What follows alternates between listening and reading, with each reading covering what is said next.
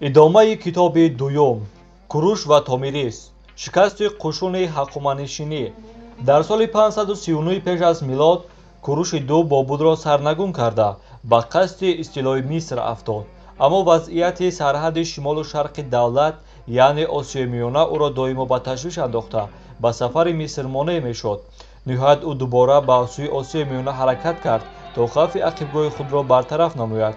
куруш дар сададҳои тормор кардани бодиянишинони муқтадири осиёи миёна худ дар сари қушун қарор гирифта ба набарди зидди онҳо мерафт.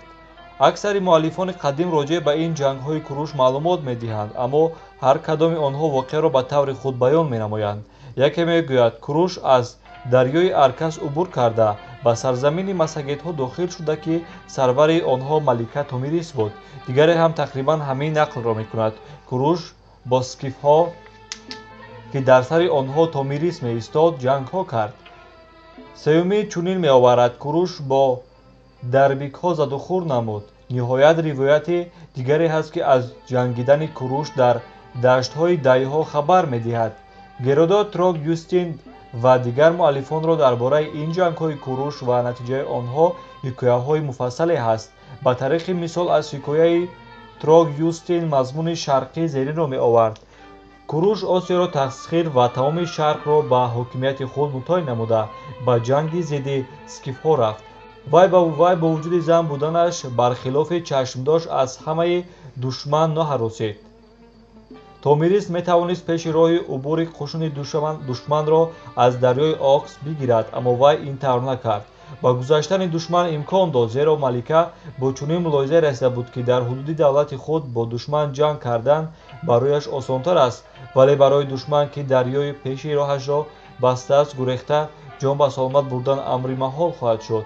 куруш қушуни худро аз дарё гузаронид ва чанд фарсах ба дарунтари мамлакати скифҳо даромада дар ҷое таваққуф намуд.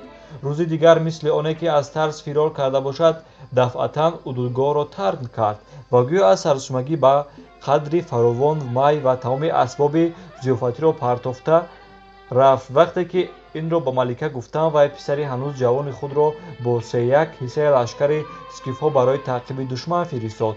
ҷавонон кори ҳарбро наомӯхта ҳамин ки қадам ба урдгоҳ душман ниҳоданд худро на дар майдони разм балки дар саҳни базм дарёфт.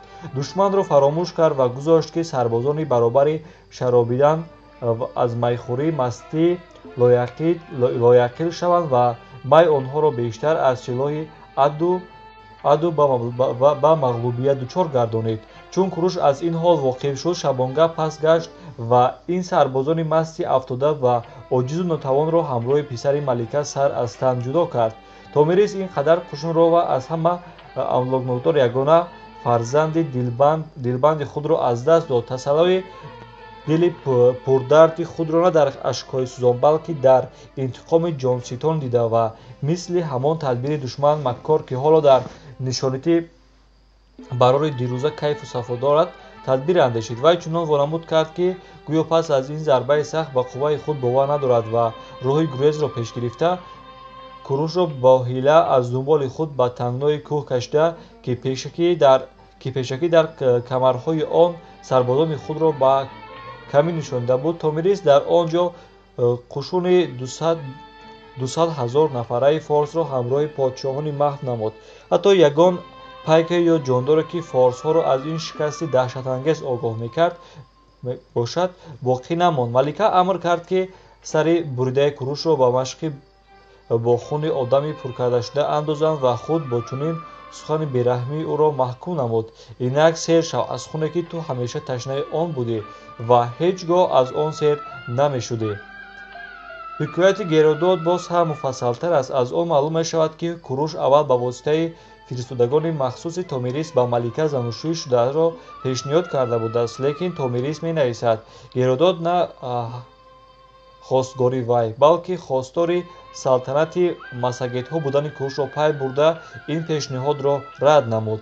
писари томирисро спаргипас меномиданд. вай кушта нашуда балки асир афтода худашро кушта будааст. доир ба муҳорибаи масагетҳо ва қушуни ҳаққуманишӣ чунин нақл карда мешавад.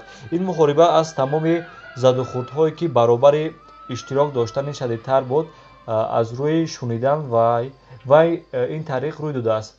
аввал ҳарду қушун аз масофаи дуртар истода ба якдигар ва камон тир паронда, сони вақте ки тири камон тамом шудааст ба ҷанги танбатан гузашта найзаву шамшерзанӣ карданд. қушунҳо муддати дуру дароз бо ҳам муқобил истода, ҳеҷ яке аз тараф ба гурези ӯ рӯ наниҳодааст.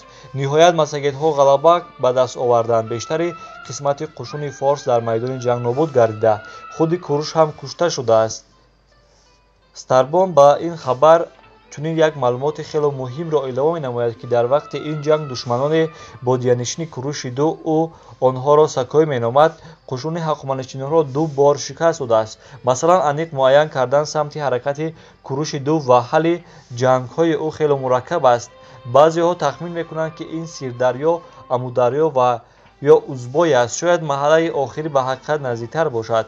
аз тарафи масагетҳо шикаст хӯрдани куруш дар охири июли ибтидои августи соли 530 пеш аз милод воқеъ шудааст, ки ин ягона санаи яқинан муқарраршудаи таърихи халқи Осиёи Миёна мебошад.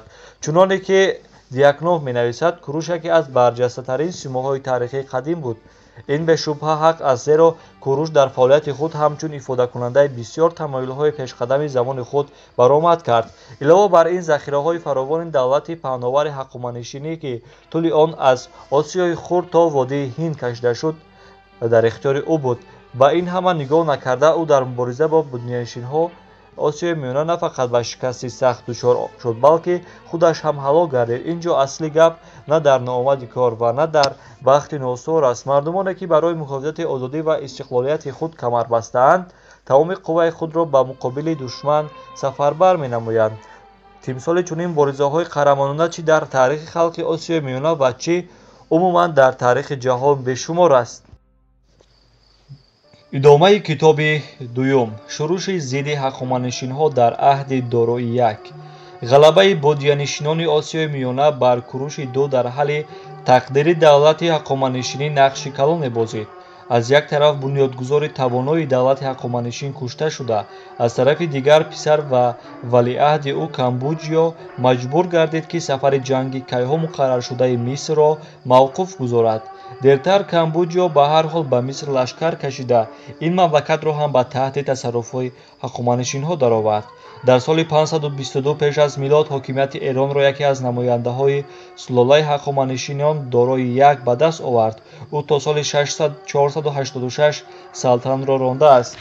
бесарусомониҳои хонадони подшоҳӣ ва муборизаҳои тоҷутахтталабӣ, ки дар муҳити буҳрони сиёсӣ иҷтимоӣ ба вуқӯъ меомад, ба парешонии давлати ҳаққуманишинҳо ва сар задани ҷунбишҳои истиқлолиятхоҳонаи як қатор вилоятҳо оварда расонид. дар навиштаҷоти машҳури кӯҳи бестун, ки доро бо мақсади ҷовидон гардондани корҳои худ сабт кардааст, аз хусуси фурӯнишондани чунин ошӯбҳо ба таври муфассал нақл карда мешавад. халқҳои Осиёи Миёна ҳам барои аз дӯш барандохтани юғи асорати ҳаққуманишинҳо аз ин фурсат истифода намуданд. порт, марғиён ва мамлакати сакоиҳо сар бардоштанд. шӯриш махсусан дар марғиён вусъати зиёд пайдо кард.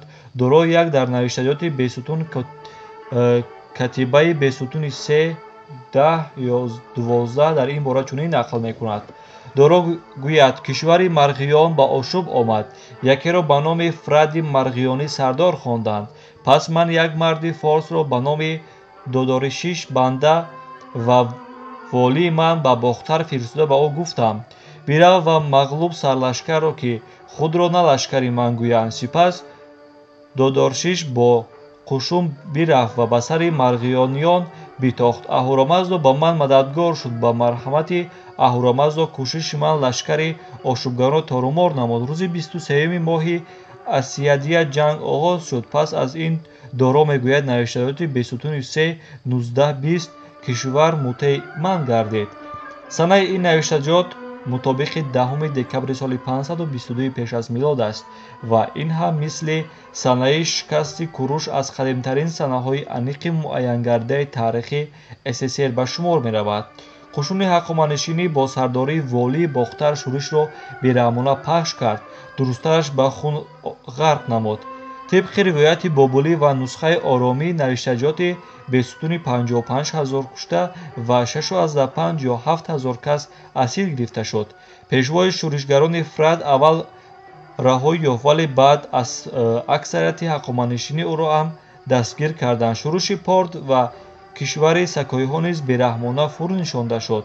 дорои як дар соли сеюми салтанати худ соли 519-518 пеш аз милод махсусан ба муқобили сакоиҳои тиркхурд лашкар кашид. навиштаҷоти бесутуни 5-20 дар муҳорибаи сакоиҳо шикаст хӯрданд, қисме аз онҳо асир афтод. дар миёни асирон пешвои сакоиҳо Скунха ҳам буд. дорои як барои сакоиҳо пешвои дигар таъин намуд. муаллифи юнони қадим Полеон дар асоси ривоятҳои то ба ӯ расидаи сакоӣ раҷеъ ба як лавҳаи муборизаи диловаронаи сакоиҳо чунин нақл мекунад: дорои як баг қушуни сершуморе ба муқобили онҳо равона шуд. замоне ба урдгоҳи ӯ саиси сакоӣ шерак омад. аъзои баданаш маъюб рӯш ва рӯяш ва ҷароҳат баднамуш гӯшу бинияш бурида буд. шерак арз кард, ки ҳамқавмонаш ҳамин тариқа ҷазояшон доданд ва инак ӯ ташнаи ниқор аст. ӯ роҳбалиятиро ба зимма гирифта, баъд ваъда кард, ки қушуни форсҳоро бо пайроҳаи фақат ба худаш маълум якбора ба ақибгоҳи сакоиҳо мерасонад. пас аз 7 рӯзи роҳҳои пурмашаққат аскарони форс ба биёбони хушку холӣ баромада монданд. онҳоро хавфи ҳалокат таҳдид мекард. форсҳо фиреб хӯрдани худро фаҳмида, шерак дар ҳолате ки душман ба сараш теғ мекашид бо ифтихор ҷавоб дод: ман ғалабаро ба даст овардам, зеро барои асари ҳамватанони худам, сакоиҳо, дур кардани фалокат, форсҳоро аз гушнагиву ташнагӣ ба ҳалокат супоридам. форсҳо сари саисро аз тан ҷудо карданд. ин сафари ҷангӣ дорои як ки чӣ навъе ки аз гуфтаҳои Полеонон бармеояд бемуваффақият анҷом ёфт.